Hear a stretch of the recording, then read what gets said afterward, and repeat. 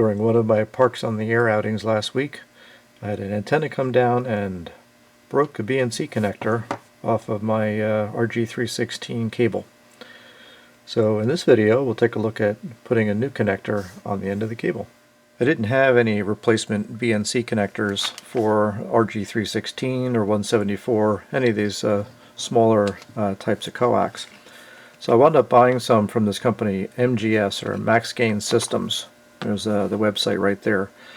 This is not a sponsored video. I bought these connectors myself. Their website seems to indicate that they spent some time trying to find a good off-seas manufacturer that offered a good price for a good quality connector. I'd rather go with that rather than just some no-name brand that you might find on Amazon or eBay. So let's see how well they do. Now, one of the things that I liked about this company also is that they provided an installation guide that was specific to the connectors that they sell. And again, this is for the RG-316, RG-174, and the other kind of 0.1 inch outer diameter coaxes. Shows all the parts, gives you some of the dimensions of where you're going to have to strip the coax back to prepare it. There's a nice diagram. The diagram is in millimeters, but then the previous page has got the same dimensions in English units, and talks about both soldering the center pin as well as crimping the center pin. They recommend soldering it, and that's probably what I'll do. And then essentially how you do the crimp and what size crimping tools you would need to do either end. So let's get started. Now, to measure my stripping, I'm going to use my trusty EEV blog printed circuit board ruler. It's graduated in millimeters here on the top. Now, I've cut a nice clean end off here.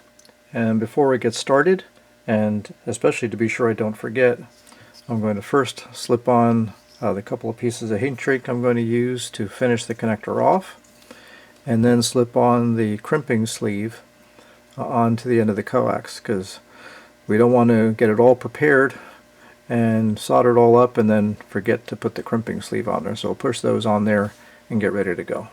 I'm going to start by stripping back the outer jacket a lot more than 15 millimeters, and I'll just work my way over and then cut off the excess end when I get to the end.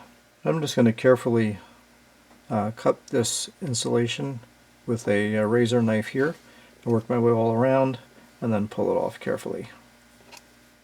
Of course, the diagram says we're going 15 millimeters from this cut end here out to the end out there. And then 7.2 millimeters in from that end is where the braid is going to end. So the difference between those two is 7.8 millimeters. So I'm going to have 7.8 millimeters of braid.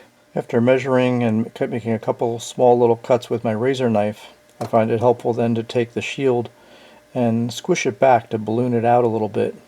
And that gives you some room to get in and cut the rest of the shield with a good sharp pair of dikes. Now let's take a look at what we have here. And it looks like we're just shy of 8 millimeters, so we're good on the trimming of the shield.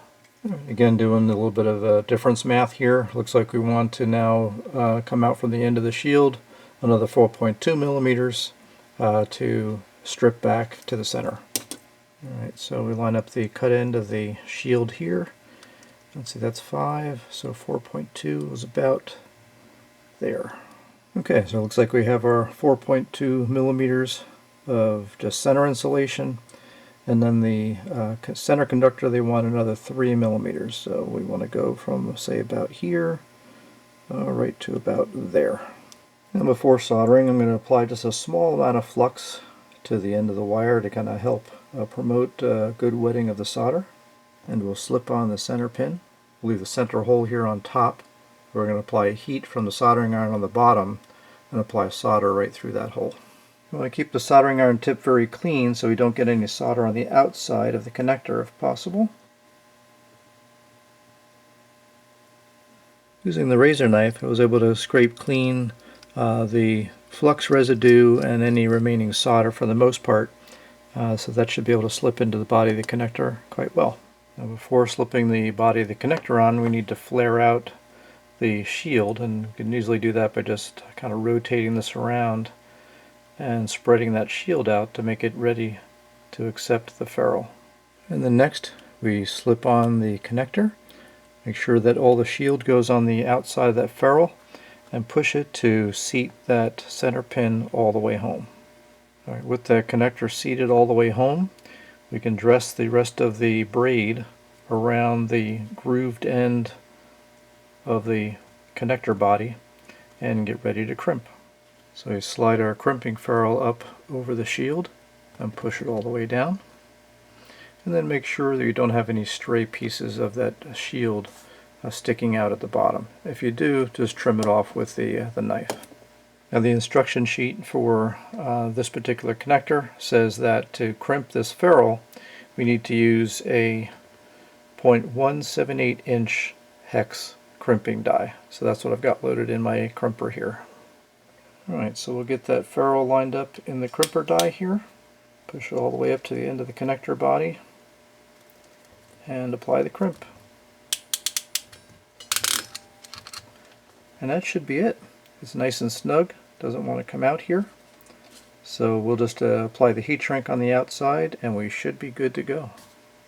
Alright, started off by putting the 1/4 inch all the way up across the ferrule.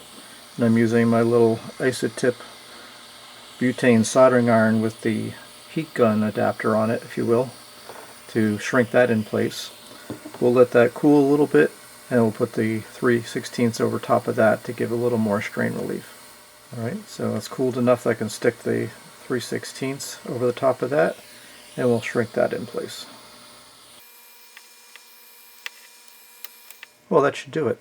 I ran a quick test with an ohmmeter to ensure that I've got contact between the shield of one end to the other and from the center conductor from one end to the other, and that it's open from center contact to shield.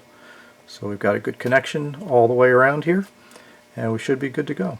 Well, I hope you learned a little something about how to install a crimp-on style BNC connector.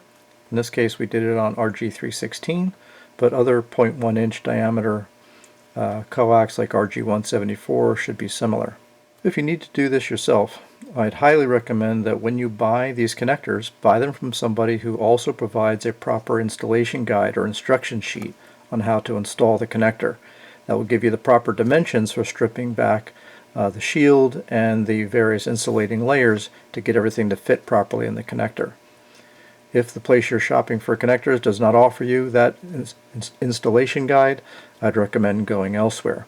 So far, looks like I'm pretty happy with what I got here from Max Gain Systems, and we'll see how it works out in the field. If you enjoyed this video, give me a thumbs up. If you haven't subscribed to the channel already, please consider doing so. And thanks again as always for watching. See you next time.